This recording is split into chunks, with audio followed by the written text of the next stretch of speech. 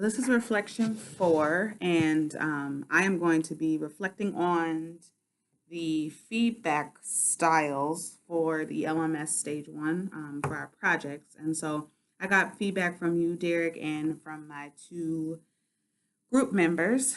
And so the first step was really, getting access to it. And then I could really appreciate the video that you attached to my feedback. I was able to see some other examples on how to set up my modules, but just actually being able to listen to the video um, was very appreciated versus reading all those comments. And I'm sure for you, it saved you tons of time.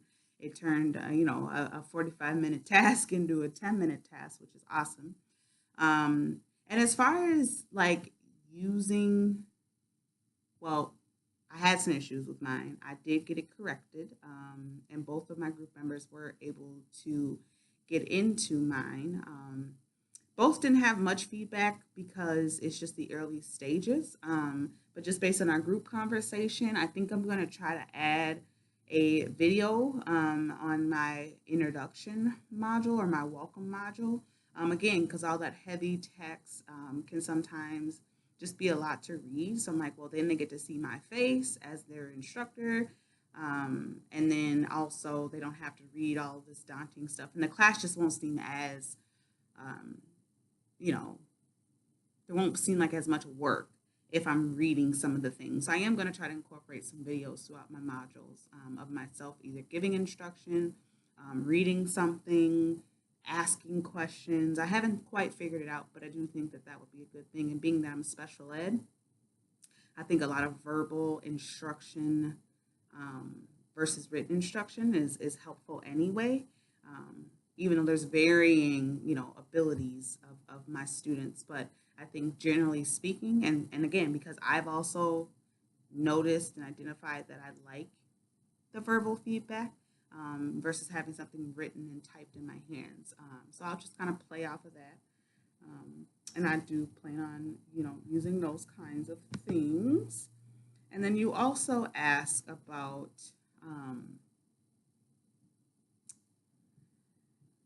like so in my teaching practices, um, I do plan on using, peer feedback. I think it's very helpful all throughout college, and especially in college, we use it a lot. But um, in my K through 12 experiences, we didn't use it as much, but that doesn't mean that I'm not going to try to do that. I think it can be intimidating in certain situations, but also a very positive learning experience. So it is something that I am planning on doing. I think, you have to be careful.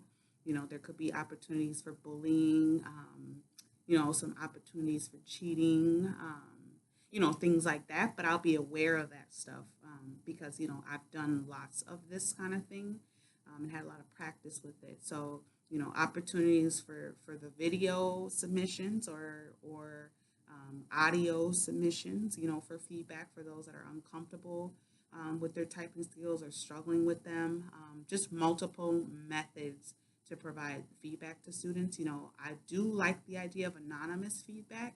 That does tend to lessen some of the tension in the classrooms, or you don't have little small beefs or mini fires because of something that someone said.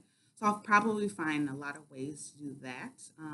And then maybe having a group discussion even after the peers have given their feedback and myself have given feedback, just to kind of ask some of those questions maybe that are unanswered, or to engage with the person that potentially gave you the feedback, or have someone weigh in on their thoughts on feedback that someone else is giving you. So having like a closed loop circle on top of, some smaller group discussions, kind of like you've created in Moodle, but then be able to consult with the whole group so that, again, we can keep people anonymous, but also get some of those deep questions answered that I'm sure people have after they read feedback. So LMS stage 1 down. I do have a new laptop. I think I told you that in my review, actually.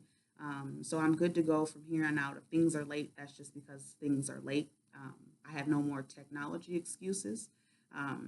But yeah, trying new YouTube.